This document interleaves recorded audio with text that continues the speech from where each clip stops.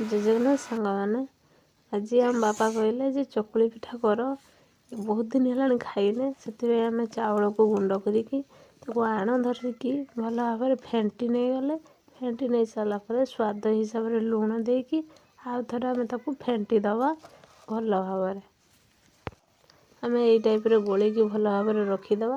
आसंता काली की आम पिठा आमर करवा पिठौ आमर भल भाव में रेडी हो बढ़िया फुली आम अल्प किसी पकईकी गोल गोल करिया किंतु गोल मोर ये होनी कहीं तावाटा मोर अधिक ताती से गोल होनी आगे पकईकी भल भाव में गोल गोल करने चेष्टा कली आ मोर भल भाव भी गोल हो गला।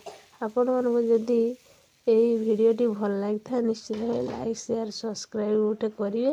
मोर एपटे पिठा रेडी हो रही। जय जगन्नाथ।